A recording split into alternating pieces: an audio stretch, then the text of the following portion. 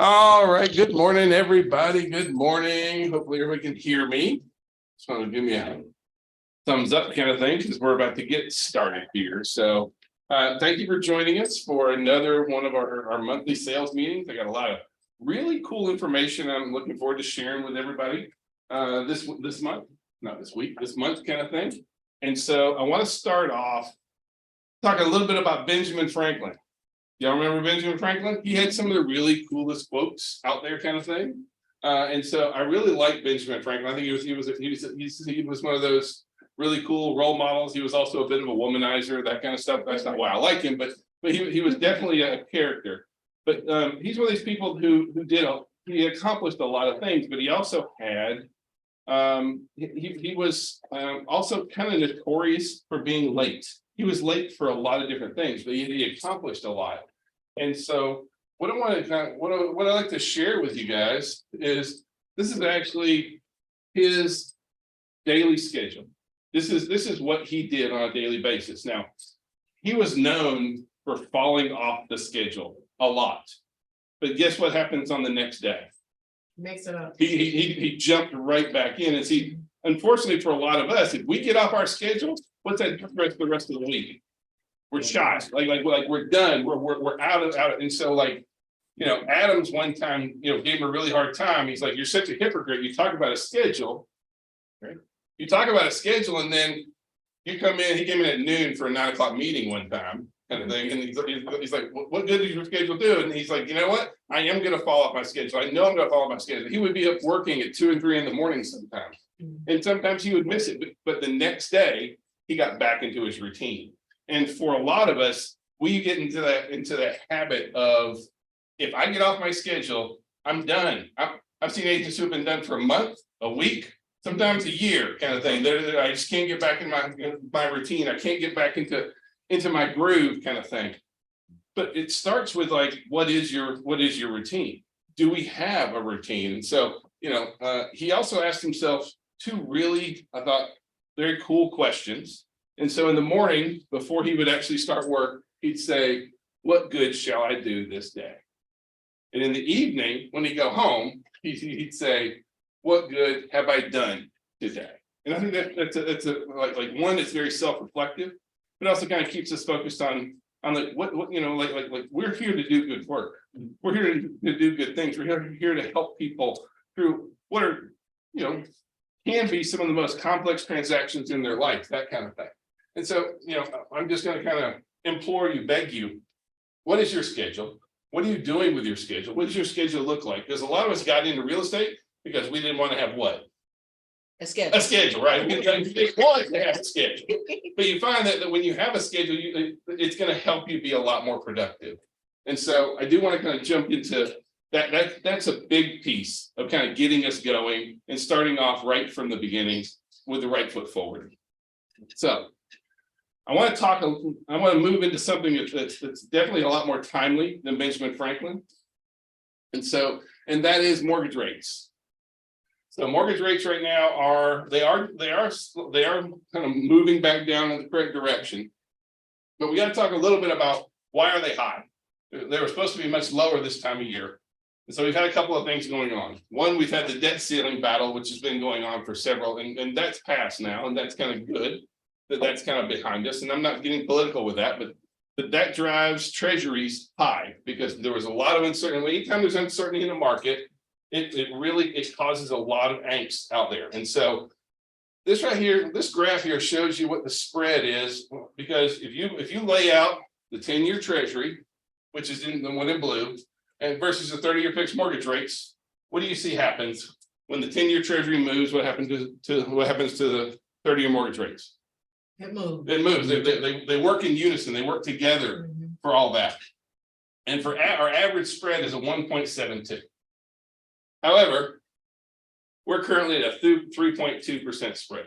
Ooh. We have some of the highest spread amounts that we've pretty much ever had, kind of thing. And so you can see that, our average spread for this year has been right at just about 3%. So we're talking about a significantly higher spread. And what causes that spread is uncertainty in the market, kind of things. The only time the spread approached or exceeded 300 basis points were during periods of high inflation or economic volatility. So, we saw, the great financial crisis, the 80s, that kind of stuff. That's when we saw the spreads at that amount. This is where our mortgage rates really should be, because, what we see is the actual mortgage rate somewhere around 6.85, but that's with a 3.6% or 3.2% spread. If we had our normal traditional spread, mortgage rates would be at 5.37. What would that do for our business? Make it better. Really does. And so the good news is that this is fueled by inflation. And what are we seeing happen with inflation right now? It's moving in the right direction. It is not there. I'm not going to be like, oh yeah, we're back at 2%. We're not at 2%, but where we are at right now is moving into the right direction. So as we start moving into the summer months, as we have less volatility in the market, the Fed is going to be meeting tomorrow. And the Fed raises, the Fed is the one who's going to decide on where we sit on the federal funds rate. Now, when they raise the federal funds rate, it does not raise our interest rates. They are not directly tied. They are indirectly tied, but they're not directly tied to it. And so, we have a lot of room to make up some ground on interest rates. And I am very excited to see that. We need some help on the inflation rate side of things. So I want you to put that in a side pocket, because we are going to jump back to that in just a second. But part of where our mortgage rates are is also what's leading to our consumer attitude towards buying and selling. And so right now, a good time to sell has been running pretty high. It's continuing to improve. And so is it a good time to sell for a lot of our sellers? Yep. Is it a good time to buy? And everyone gets quiet. It's always a good time to buy. Well, I mean, yeah. But it's gonna be 3, 4, 5 years from now. Well,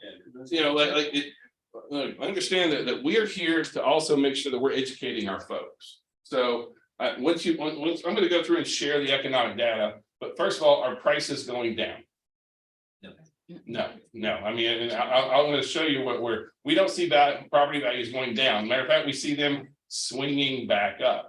I would say the only reason I would stay quiet is it's not a good time to buy, because there's junk for sale. There's nothing for sale. Well, inventory is so tight. We're going to look at that too, because inventory is one of those things that is killing us right now. Our inventory levels are some of the lowest levels we've ever had. So right now we don't have nearly enough houses to sell. So I would agree with you that the inventory is super tight. But like if you don't want to buy this house now, are you ready to pay more for it next year? Like it's not going down, right? And so either, especially for our folks who are renters, what's the average net worth of a renter? $8,000. What's the average net worth of a homeowner? $300,000.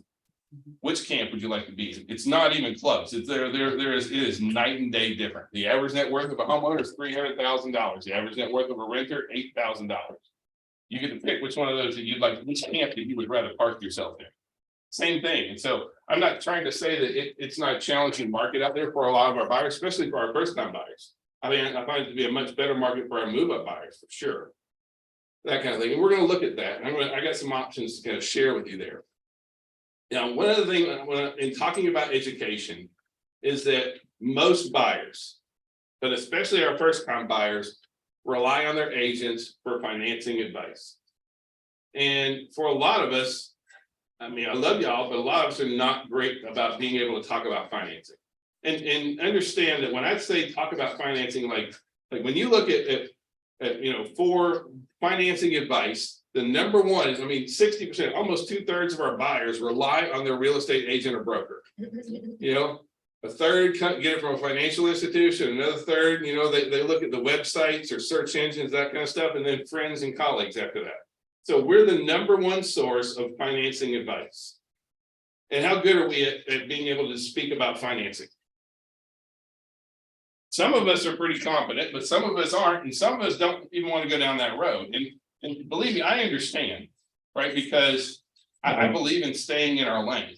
And so I'm not going to be like, hey, let me see your credit report. Hey, let's kind of pick through, like what's on your outstanding balances. But that being said, do we need to be ready to advise our clients financially as well. In a more generic, general term, because what are they looking for from us? Is first of all, understanding all the costs associated with a mortgage and a home payment. And a lot of this stuff goes back to like the very basics when we got our license, like PITI, principal, interest, taxes, insurance, right? So do they understand that? Because sometimes when you get a, you know, if you quote a mortgage, do they always include and everything on there, all they're doing is doing principal and interest. And so, you know, there's some bait and switch going on. So being able to explain that to our clients is a really good thing. Understanding how much home can I afford? Are our buyers buying on price or on payment? Payment. Then, yeah, they don't understand. Not only that, price and payment are so relative to interest rate right now. I mean, if you got pre-approved, you know, a year ago at 3.5%, you gonna qualify for the same amount of house today? No, you're not. And so, how do we help our clients understand how much home they can afford? I need you to sit down with my lender. We need to get you pre-approved, and we need to be able to talk about this. This is how much you're approved for, but this is what that payment looks like. Like on all these, especially partnering with a good lender is going to be so crucial for you in here. Researching mortgages and rates. So can a borrower shop rates? Does it hurt their credit? No, not If they not anymore, it used to be it will hurt their credit. Now, if they do more than 10, it will hurt them. But I don't know anyone that shops more. You know, most of them it's 2 or 3 kind of thing. So they can absolutely shop rates at them. What about improving their credit score? The things that we can advise our clients to do to improve their credit score. Pay down the debt utilization. Well, but I mean, understand that all these right here, we're gonna start having a bunch of lunch and learns here in the offices talking about these same questions so that we can help you guys to be able to answer it. But generally speaking, over on improving your credit score, make sure that they have a savings account. Just adding a savings account gives them 10 points, making sure that you don't want them closing any accounts. Because a lot of times if they close accounts, that completely skews their debt to income ratio or their available credit, how much they have out there. Some of them are very basic, pay your bills on time, every time, that kind of stuff. But we need to be ready to have these kind of general discussions, because a lot of times it's like, all I do is sell a house. I'm not here to help you with that. But yet, who are they coming to for these questions? Us. So do we have to be ready to answer them? Yes. And so that's why we're going to be having more of these classes, and you need to make sure that you are prepared to handle that. To answer these questions. What is the pre-approval process? What do they got to do? Pre-approval. Bank info, have a pulse. I mean, it's as easy as it really does come to getting pre-approved. I mean, as far as the actual process that goes on there. What are the necessary documents that they need? You said bank information, employment information, histories on that, taxes. I mean, it's nothing unheard of, that kind of stuff. How about finding a mortgage lender? What's important with having a mortgage lender? Number one is responsiveness. Are they responsive to you and to the client? Right? They need to have a good array of products. I really like people that I can look in the eye. I like human beings. I'm not bashing the online lenders, but I have a hard time, even at the brokerage level, we have a hard time with lenders that we can't hold accountable. You call some unknown number, and you never talk to the same person twice. I found a lot of value in accountability. So, and then the last one on here, understanding my credit report and credit score. I do recommend caution on this one, because you don't want to see your client's credit score. Please don't. Right? Because if they show you your credit score, their credit score, and anything happens to it, who do they blame? You. They'll give it. They'll gladly. Here you go. Tell me what to do. Right? Like, please. And I know I'm like, look, there is a line where, yes, we're going to give general advice, and we need to be giving general advice. But as far as sitting down, picking apart somebody's credit report and going through that, stay in your lane. That one is not yours. But having a good lender partner that you have to work with you is really, really crucial for that. So all that being said, let's look at our buyers right now. So this is how many buyers are looking to buy a home within the next year. What do you notice about the number of buyers looking to buy right now? Yeah, yep. It is. Right now, a record share of adults, 18% of the adults are declaring that they would like to buy in the next year. Yeah, and all your slides said this about the country or. Yeah, I'll show you, I'll share with, this is from the National Association of Home Builders, so yeah, this is a national number here kind of thing. And To repeat the questions as people ask. okay, sure, be glad to.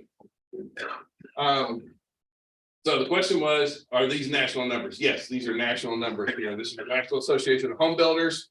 And so, you know, they went, and so do we have a ton of pent up demand in our marketplace right now? Yeah, we really do. We have a lot of clients that really want to buy. So now's the time that we got to start getting real creative on that.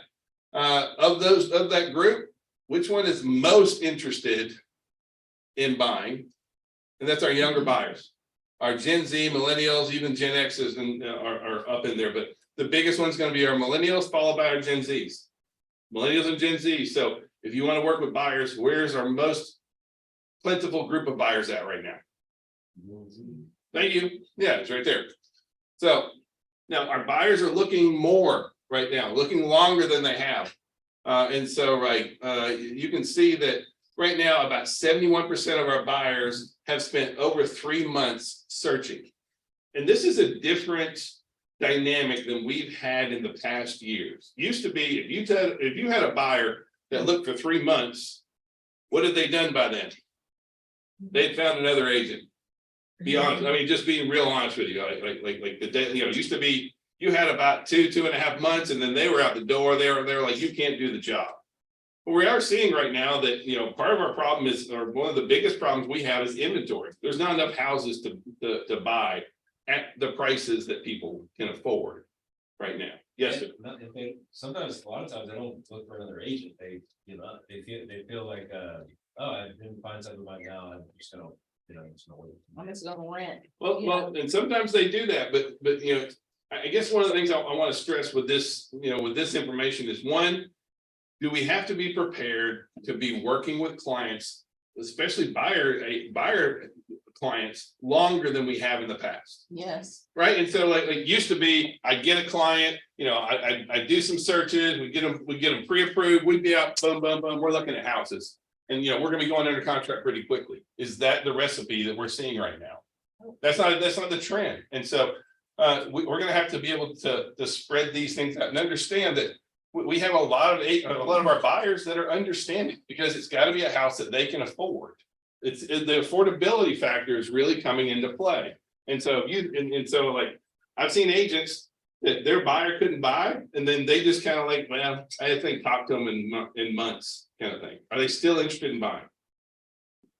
Yes. Oh, well, yeah. I mean, like you can say they're you know, like they've given up, but like you show them some good houses that match their price point. Are they interested? Yes, they absolutely are.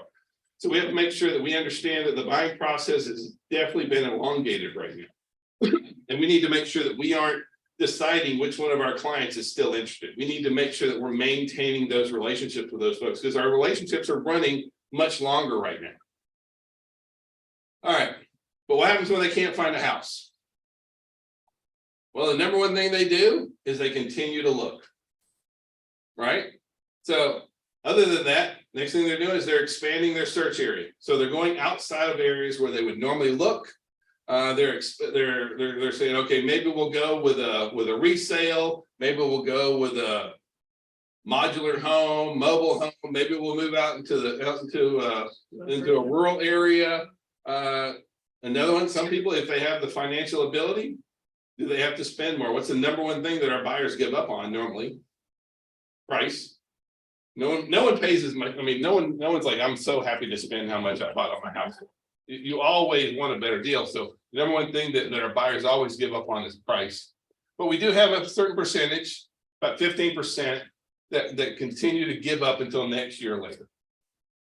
And so we know that they're, you know, I hate that for those folks. For the folks who give up, who wait until next year or later, you know, These are folks that are still gonna be renting and still gonna not be experiencing the power of home ownership, that kind of thing. And so staying engaged with them, continuing to show them properties, that kind of stuff is gonna be really important to us.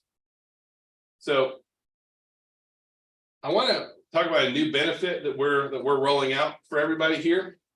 So everybody in Maximum Partners, and if anybody else that's watching this wants to get in, we're going to be signing you guys up in a program called Total Expert.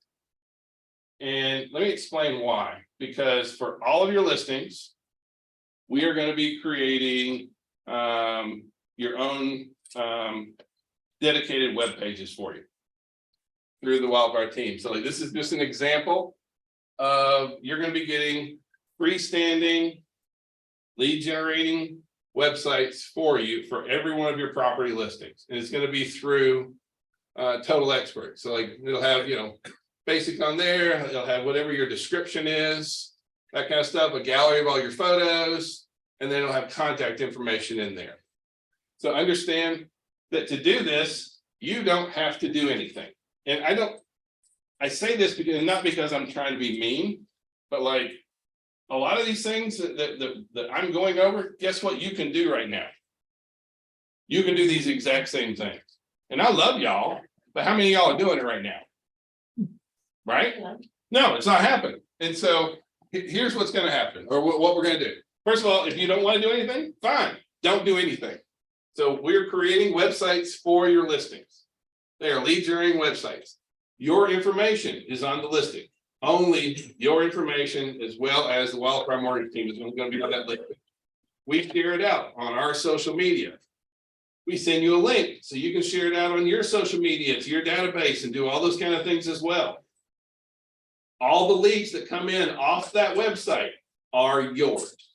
None of these go to anybody else. None of these are being farmed out, sold off. These are your leads. Now, the other thing that's going to happen is any leads that come in, the lenders will be qualified. After, if they get a qualified lead, guess what they're going to do? Call you. Now, you have the ability to log in, see the websites, see any leads that come in through there. So you can, everything is transparent. You can look at everything. But like, for those of you, and honestly, if anybody wants to opt out, no problem, opt out of this. There's really no big deal. But I know that so many of our listings are just not getting marketed the way I'd like to see them marketed. And so now you all have freestanding websites that you can share out. You can put it out on social media. We're going to do that for you as a company. We're going to share that out. But again, it's going to have your contact information, your listing information, all that kind of stuff, and it'll have your phone number and your information. If they reach out, it will all that information will only go back to you. So you do have the ability to like log in there. You can see any of the property alerts. I'm sorry, any of the websites that have been created, that kind of stuff, any of the web marketing that's been done for a particular property. You can also even go see any of the loans that's done in there. You can see all the contacts, all the leads that have been done through there. How about questions? Anybody got any questions about that? See, the whole idea here is that how can I help you generate more business? And so, you know, as a brokerage, that's what we're looking at, because we see that there's an opportunity here where we're not like you can use KV Core, you can use Chime, you can use a myriad of places to do the same kind of thing. We're just not seeing it done nearly enough. And so we're going to try and do that to help you, one, to help promote your listing so you can sell homes faster and for more money. And then also we'd like for you to be able to not just take a listing, but take a listing and get a buyer. And turn that business into more business. Everybody with me? Yeah. All right. A lot less excited than I thought you'd be. All right. Very muted room. All right. Let's talk about some interesting data points that really don't make a lot of sense. And so investor home purchases fell a record of 49%. They're down half, which is good, right? I'm really pleased to see that investor purchases, especially in our market, you know, us, I mean, we're one of the 3 biggest markets in the United States for investor activity. And so seeing that investor activity is falling off, that's a good sign for a lot of our buyers, because we need more inventory, and a lot of times, what are the investors buying?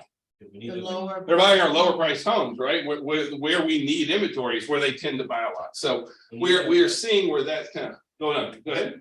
We need them to stop ruining homes too and doing terrible work. Well, yeah, we definitely need the investors to do good jobs. Yeah, I agree with you 100%. Now, at the same time as we have investor purchases dropping off, we have the share of homes bought in cash sitting at a 9-year high. And see, in the past, when we had really high cash sales, a lot of that was driven by investors. Well, now we have half the investor activity that we had, but we have more cash sales than we've had in the last 9 years. Why do you think that is? People sold their homes and didn't buy anything. Yeah, we have a lot. I mean, what's the one thing that our average homeowner has right now? Equity. They have a ton of equity, and they're carrying that equity forward with them on a lot of home purchases. So, and that's a really great place. But right now, that's why we're seeing where it's a tougher market for our first time buyers. And who's some of our biggest buyers at the moment? Boomers, Gen Xers, folks that are coming into purchasing with a good bit of equity to start off with. And so we are seeing that that's a reality happening in our marketplace right now. At the same time, FHA loans are now trending back up again. Now, partly because they lowered the mortgage insurance fees on it, that kind of stuff. It's much more economical to do an FHA loan. But see, I understand that I'm saying all that because it sets me up for my next thing. Basically, the share of buyers purchasing property without a mortgage is up across the US. So we see that kind of going on and going on and going on. And so here in the Atlanta market, overall, homes using all cash is down about 7.5%. Still 37% of all purchases in Atlanta are all cash sales. And so you can see that we still have a lot of buyers that are coming into these transactions, and we're seeing it at the brokerage level. We're seeing where a lot of our folks are coming into transactions with a lot of cash to put down. And so that sets us up for a very interesting paradigm that we have in real estate. That is, we have a small window for it right now. Does that count? Are people still using that like company that gives you cash early on? They give Ribbon, right. No, the question is, are we still seeing Ribbon? Ribbon hasn't been doing very much in our market because, when the market was kind of, for the rest of the US was kind of correcting itself, Ribbon really stopped buying they said that they were only making all their offers are going to be at 20% under fair market value. So it really basically shut them out. That where I'm going with this is that homeowners with mortgages that are capable of being assumed is something valuable. And a lot of home buyers would love to capture that. And so, let's look at this. This $400,000 house at 3.1%, that's a $1,700 a month mortgage payment. Versus if you look at where we were in November of last year, thankfully we're not there. That same rate, the average rate was 7% then. That's a difference of $950 a month in mortgage payments.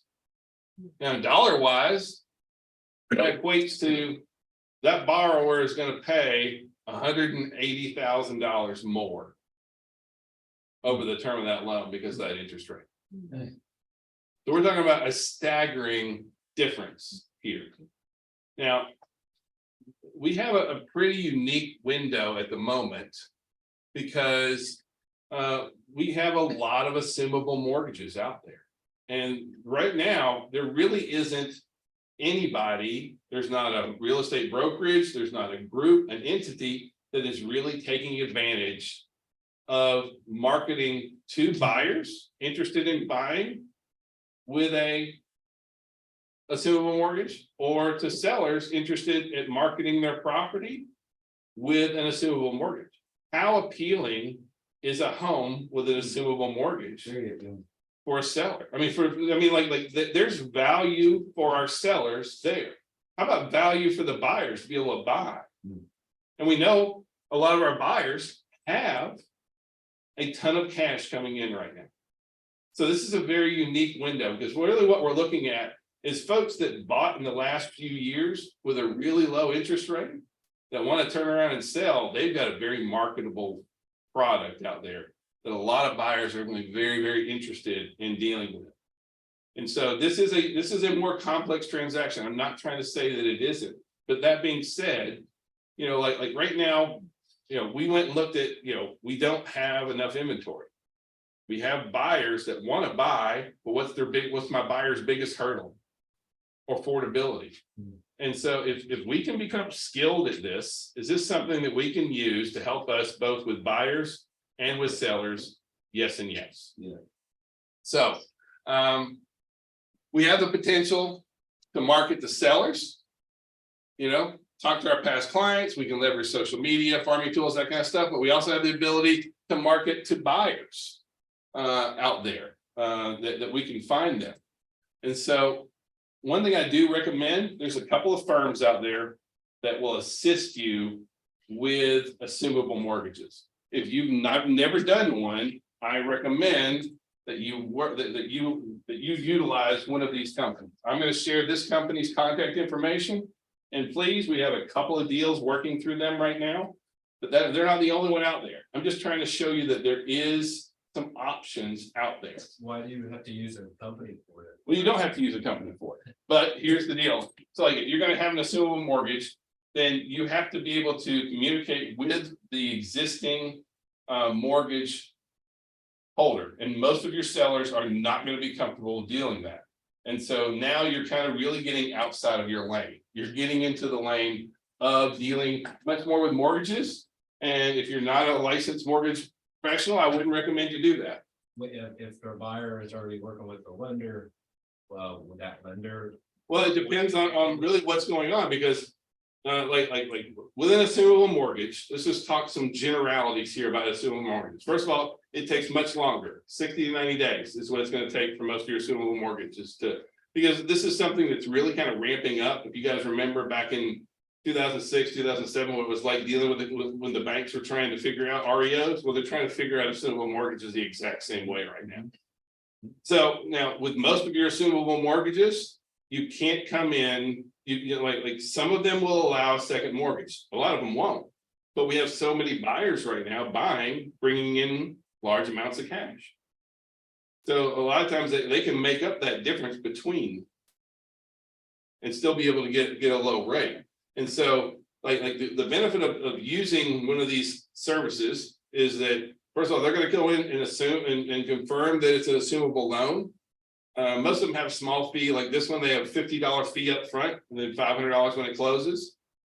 And they'll go through and they'll process all the paperwork and they'll get everything they need and they'll reach out to the bank and then they handle dealing with the existing bank for that seller. And so on the buy side, it's kind of the same thing. You find a property that has an assumable mortgage, they pay the $50 and then they go through and then they facilitate getting them into the new mortgage and making sure that they have the cash reserves or they have the ability to finance the supplement in there. But one company works with both sides. Yep. Not each person gets. Correct. One company does work with both sides. Yes, ma'am. Now tell me again, why would the seller want to go through all of this? Well, like if you want to sell your home at top dollar, how much more is your home worth if I can sell it with a 3% mortgage or a 2.5% mortgage? Are you willing to pay top dollar for my home if you can get it at 2.5%? The tricky part is if it's So that's to appraise. Yeah. Appraised, but, you know, it's got to appraise. So. Well, it does have to appraise, but what does it have to appraise for? Would the appraisal potentially be higher on lower interest rate? Well, I mean, like that loan is for that loan. I mean, it has to appraise for the loan. Would the appraisers do appraisers take interest rates into account for value? No. Yeah. So, I mean, and so, again, I know this is a complex transaction. I know this is not gonna count or gonna be the perfect answer for every single situation out there. Okay, I totally got that. But like, is now the time to be creative with what we're doing? Can we offer this to our sellers? Is this something we can offer to our buyers? Yeah, Yes, ma'am. I was just gonna say too, maybe with some expires, maybe looking into that. That may Absolutely, be expired something. listings could be a great avenue. First time buyers, is this gonna be a great program for most of our first time buyers? No. No, it's, well, I They mean, don't have- they don't have, and so if I have a first time buyer, I don't see this being a really appealing program for them. Because they're gonna have to either come and now, some assumable mortgage will allow a second and some won't. So, yes, go ahead. I had 2 lenders working on my deal and we had a assumable loan. And either one of them, and they had like 15, 20 years experience, they never worked one before in their life. Yeah. So who do you go to? Like, where's the resources? Like, I need an arsenal. I need several folks, not just one company. You see what I'm saying? Okay, well, I have other companies, but this is the one that we have some deals working with right now. And so Assumption Solutions, that you can check out their website, you can see a lot of the same things. Again, I'm not trying to say they're the only school in town. If you want me to give you some others, I'll be glad to give you some others, but we were looking at the same thing. Whole idea here is, can we be creative? Can we help our sellers to sell for the most money possible? And can we help buyers to be able to buy at a greater value? I mean, like, I have the ability to help buyers buy at 3.5%, 3%, 2.5% mortgages. I mean, that's almost unheard of right now. Actually, it's completely unheard of being able to do that. And so, there are some interesting things. This is only going to work for FHA, VA, and USDA. And do you have to be a veteran to buy a VA assumable mortgage? No, No, but that seller veteran has to be okay with not needing to get their entitlement back. They don't get their entitlement back until that is paid off. And so they're going to want to sell that to another veteran in most cases, because they're going to want to be able to use that benefit to move forward. Now, if another veteran buys that assumable mortgage, then it transfers to them and they can go use their VA benefit again. Because the VA benefit is for life, that they don't ever lose that right to do that. So again, I'm not trying to say, hey, everyone go out and market assumable mortgage.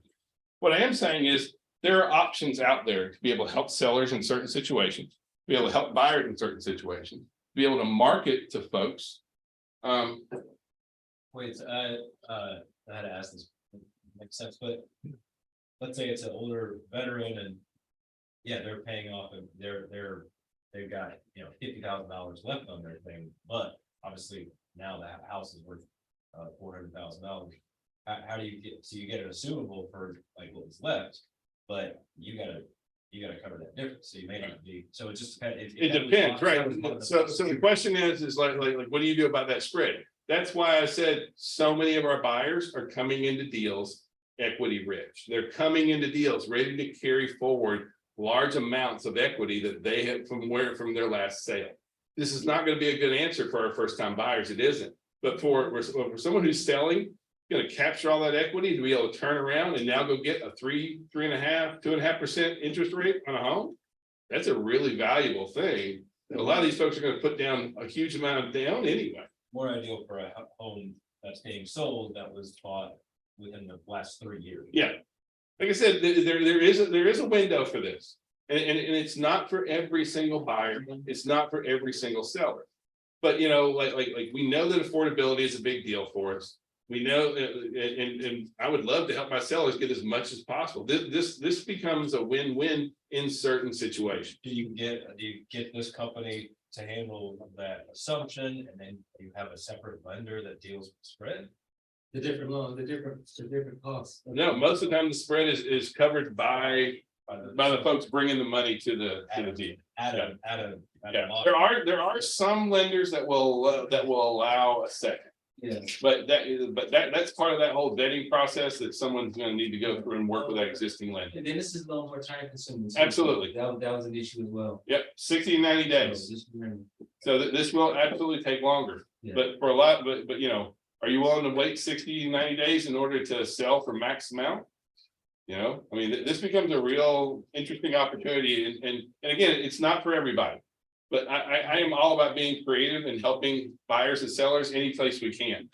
Like we pulled up, they're harder to find in Georgia MLS, but like this is FMLS. There's over 5,000 properties that have an assumable mortgage in FMLS right now. Now, that's the entire system, so yeah.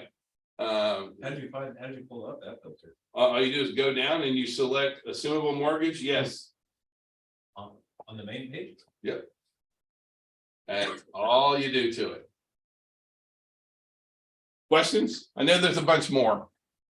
But, and I'm not trying to say everybody's gonna go be assumable mortgage experts. But there's definitely an opportunity for us to have, this is a great topic just to be able to have a conversation with buyers and with sellers. They may not be able to qualify, but is that still a good conversation starter for you to have? Absolutely. All right. GAR mid-year changes for the GAR forms just came out first of this month. And so there are some new changes. Most of them are pretty minor. I'm just going to run through them very quickly with you. So and most of it is just small text changes on a lot of things kind of thing. So on purchase and sale under sections B kind of thing. And so you can see that, all we did was just change if such policy can be issued on a property for, and we took off could afford buyers greater coverage, that kind of stuff. Under closing costs, we just separated out what is, more about what is closing costs and what isn't. And so they basically added additional items that are paid by the seller. They identified these are the fees that are paid by the seller. Because a lot of times we had sellers who were saying, look, I gave money for closing costs, I shouldn't have to pay any fees as part of the closing process. So now that's laid out in a little bit more detail. Earnest money, under disbursement of earnest money. Now, it used to say, a broker had to be able to speak up on any kind of disbursement of earnest money. Now it says any party, real estate licensee, or any other person having knowledge of interest in the disbursement of the earnest money may object or provide information regarding or proposed disbursement. And that's when we do the 10-day letter about writing that out. Also under purchase and sale, under the inspection through due diligence.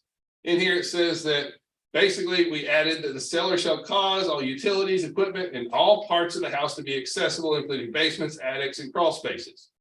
Why do we add that? Because we had sellers that were not letting, well, the house is open, you have to, I'm not gonna open our crawl space up.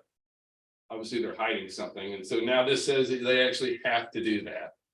And then in here, they also added this thing that, the buyer agrees to hold the seller and all brokers harmless from all claims, injuries, that kind of stuff, related to the exercise of the above inspection rights of the buyer and the buyer representative. So if the buyer goes into a house that has mold, they can't turn around and sue us because they found mold. Because they breathed in mold, that kind of stuff.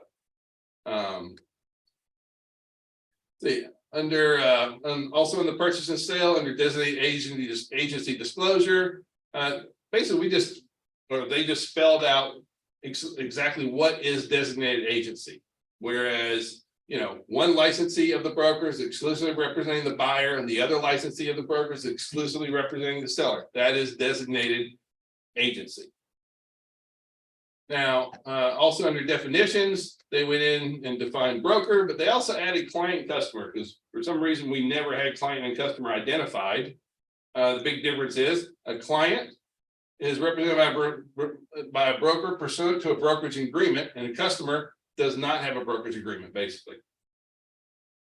On the exclusive brokerage engagement agreement, this is on F101, F104, and all the buyer brokerage agreements. It talks about the hazardous conditions on the property and says it is not our job to inspect any hazardous conditions on the property. They changed this, made it all bold kind of thing because we had some folks saying that, well, you should have known, you should have inspected, you should have done that. No, we do need to be there for inspections, that kind of stuff. But no, the broker has no duty to inspect the property for defects, hazard conditions, repairs. Like that's not our responsibility. You should have told me it's not going to work on here. So there was quite a few changes on the authorization to show unlisted property. First thing they went in and they changed the name from seller to owner. They used to say seller, seller, seller. Now it says owner, owner, owner. in there. Well, they changed it everywhere except for the actual title, which is funny. I don't know. So went in, made some of those kind of changes. On the exclusive buyer brokerage agreement. Went in and said, we added this line which said, may show properties which buyer is interested in which buyer has made an offer or counteroffer to other prospective buyers and assets. Such buyers and assist such buyers in making offers or counteroffers on such properties. Have you ever shown a property for a buyer and they're like, you're not gonna show anybody else's house, are you? Well, this says that you can. Like, because has that happened? Have we shown a house to one client, they're like, I'm not interested. You show it to another one, and then they come back and are like, well, I want to place an offer on that house. Well, we already got somebody else with an offer on that house, kind of thing. Same thing on hazardous conditions on there as well. Temporary occupancy was tweaked slightly. So in temporary occupancy, under the section on if the seller does not timely vacate. Okay, we have the ability to charge them a fee per day that they hold over. But now also, it used to just say seller will be liable for damages, but now it says including attorney's fees reasonably incurred. So now they can be, because if I have to kick you out, I'm probably gonna have to get a lawyer and you're gonna have to pay for the attorney fees for that. All right, unilateral notice to terminate has had some really good changes on here. This one is one that we've had a lot of problems with. And so on our unilateral notice to terminate, how many people do you need to sign off on a unilateral notice to terminate? One. Two, This report used to say buyer and seller. 4. Now it says signature party giving notice, signature party giving notice. So how many do you need on here? Just one, right? So you got buyer, you got husband and wife, whatever, that kind of stuff. And so it only takes one side to terminate. However, right? Because the other part, like this is what we commonly call our TNR. Termination. How many does it take? Takes 1. One. And what? 2 for the Release, right? And so on the release, it does have both sides are required to agree. Now, this isn't a change, but just I wanted, while we were up here already, we only need one to terminate, but we need two to decide who's getting the earnest money on here. We have to agree where the earnest money is getting. You don't have to agree with the fact that I'm terminating. You do have to, we do need to come to some form of agreement, or else it moves over into the 10-day lever area. Yes, ma'am. What happens if they do not pay the earnest money?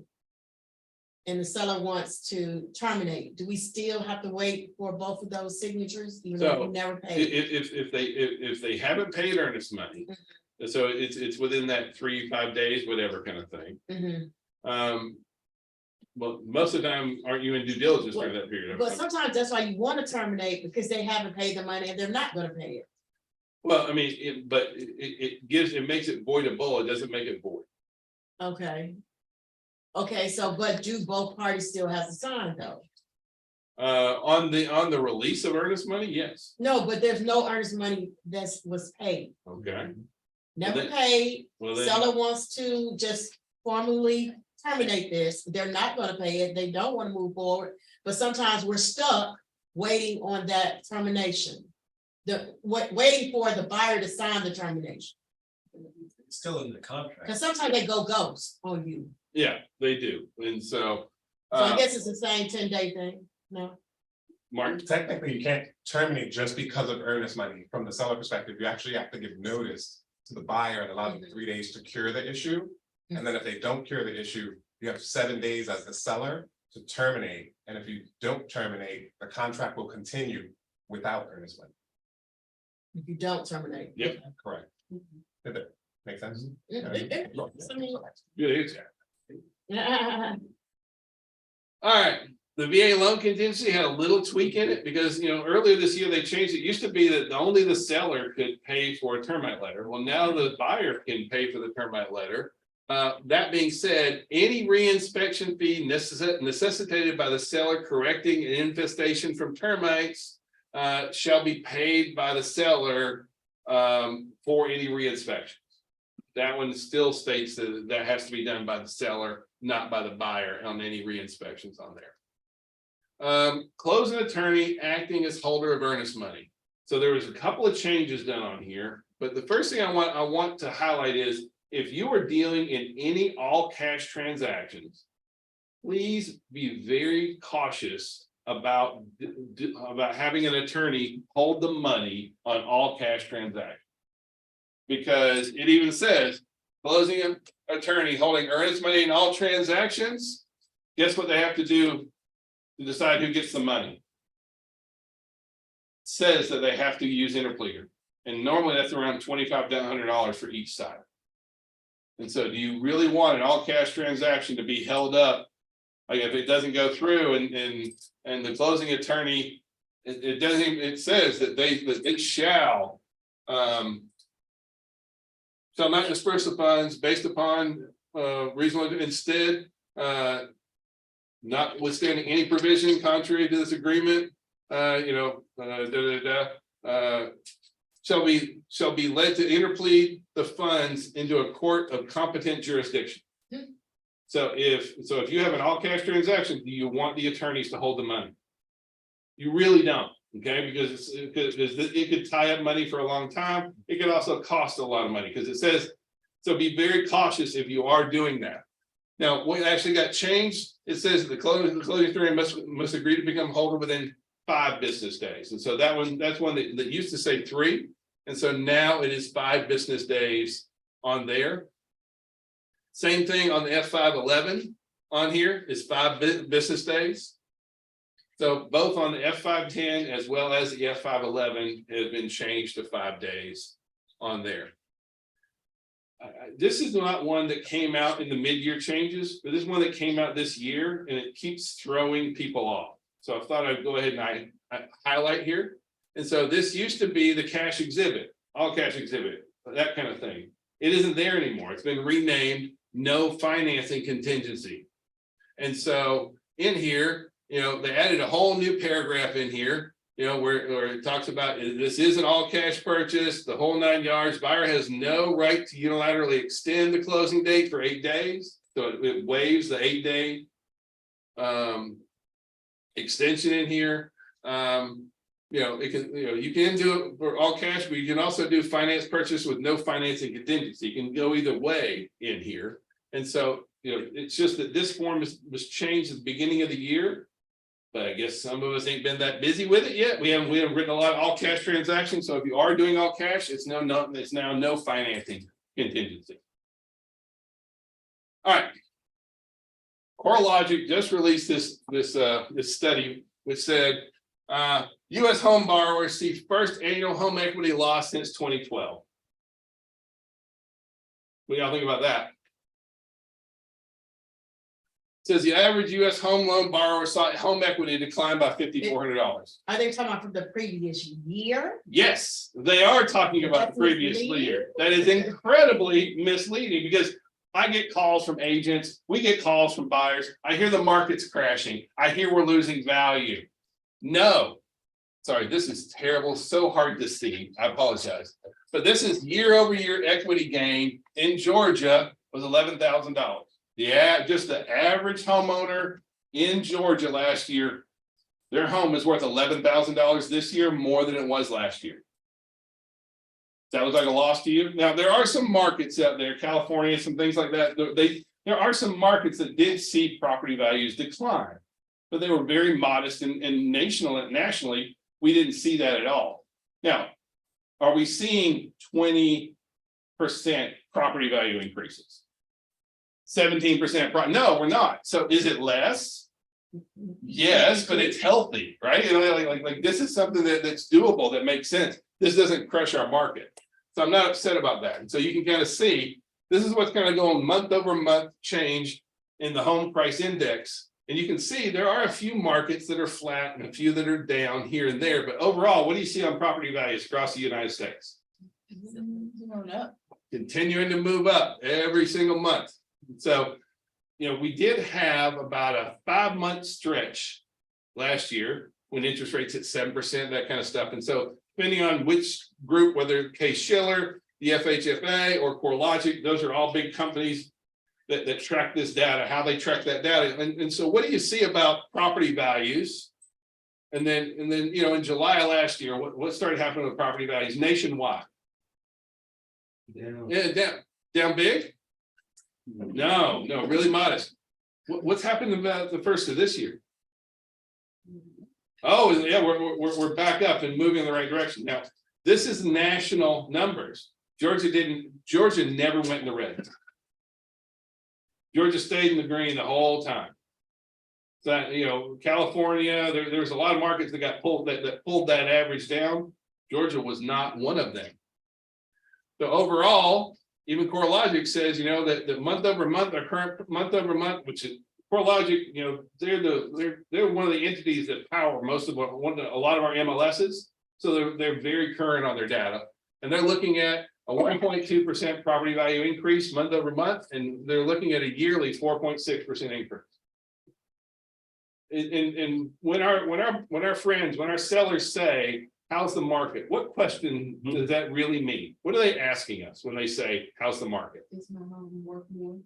Say it loud and say it proud. Is my home? Is worth my more? home worth more today than it was yesterday? That's what that's how they equate. They're not looking at transaction counts and volume. They're looking like, is my house worth less? Yeah. And are their homes worth less today than they were yesterday? No. No, they aren't. So in addition to that, the housing market is hot in the South. Southeast is the hottest housing markets in the United States. The momentum of the U.S. housing market has shifted sharply to the Southeast, a trend underscored by the results on their heat index. Our research shows metro areas in Georgia, Tennessee, Florida, and North Carolina top the country's strongest seller markets. Is that a good place for us to be? Absolutely. And so you can kind of see like the blue areas, those are areas that have not experienced the same property value increases. So yes, there was a time, and there are some markets that are always going to be that way. You have to be very careful of taking in national data when you know, like real estate is still local. At least get it to the state. Okay, so you can see that we reside in that 5 to 7% property value increase range. So this is FMLS. This is Georgia MLS. Georgia MLS prices are up 2.3%. That's our median sale price for all of Georgia MLS. So one of our biggest challenges right now is inventory. And so normally this time of year, we see inventory levels that kind of taper off during the winter, and then spring starts things, and inventory levels normally jump up. What are we seeing? No inventory levels jumping up. Our inventory levels are woefully low right now. Right now, probably a bigger challenge to our market is inventory more than interest rates. We don't have enough houses to sell. So overall, you can see that total inventory, this is our total inventory of homes for sale. And so our total inventory is up about 8% over last year. But how was it last year? Oh, okay. Yeah. What about new inventory? What about new homes coming on the market? FMLS is down 22%. Georgia MLS is down 16.2%. So we have a lot less homes coming on the market in the state of Georgia right now than we need. We're already in really tight inventory. What's that look like? How about this is our inventory level for the last 5 years. And that's us right now. How's that look?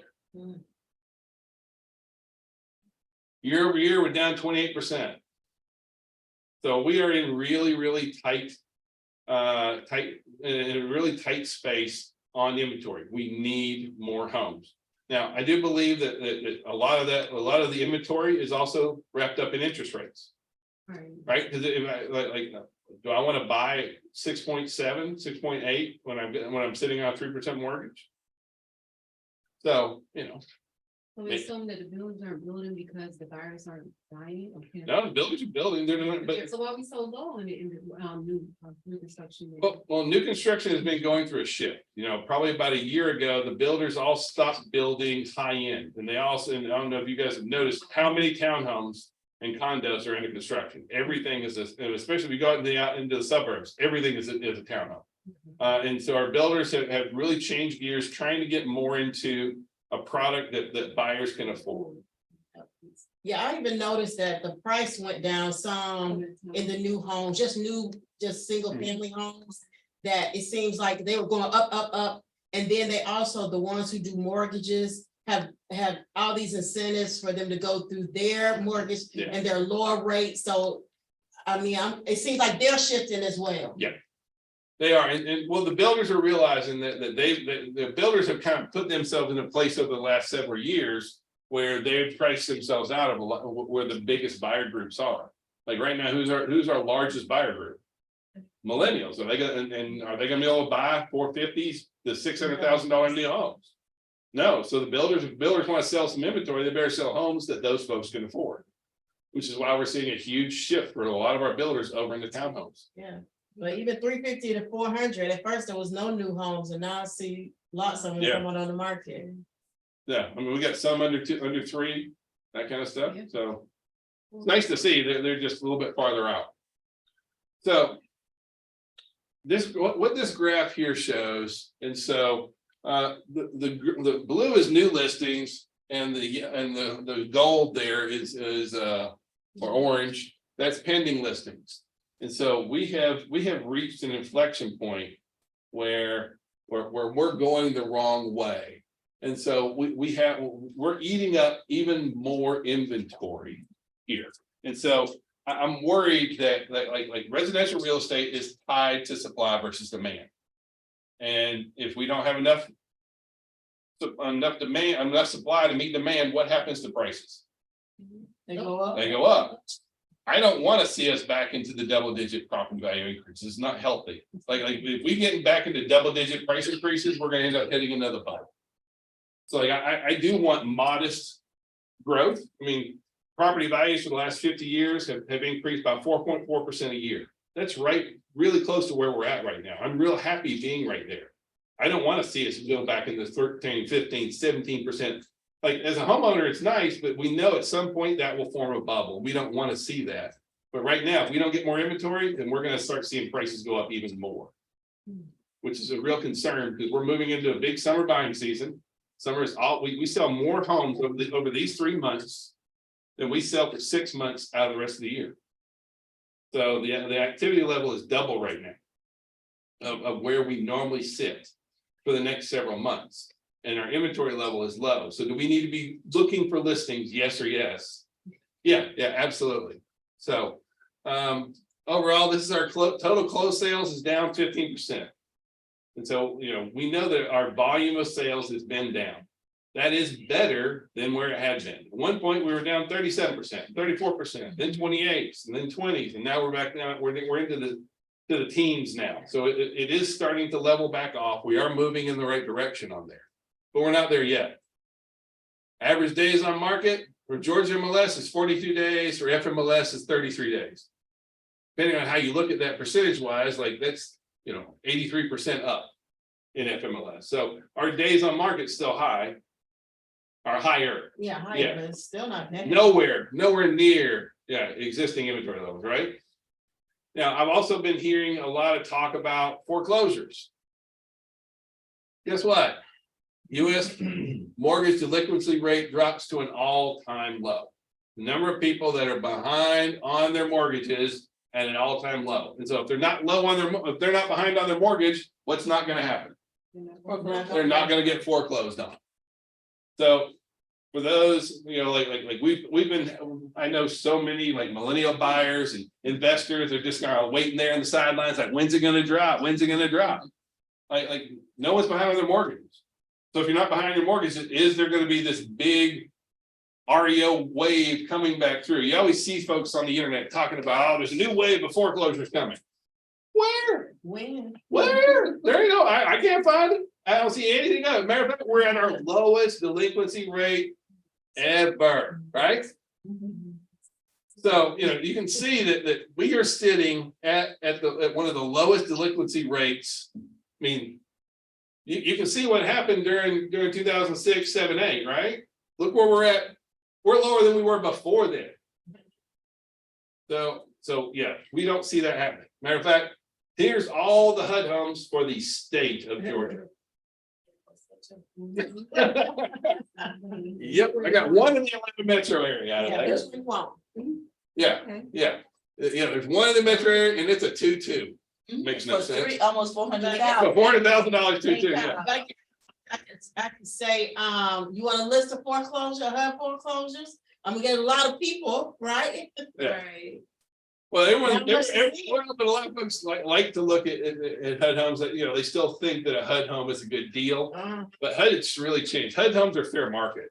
HUD home is just an FHA mortgage that has been taken back in foreclosure. And so- That's it. Yeah, but all I'm saying.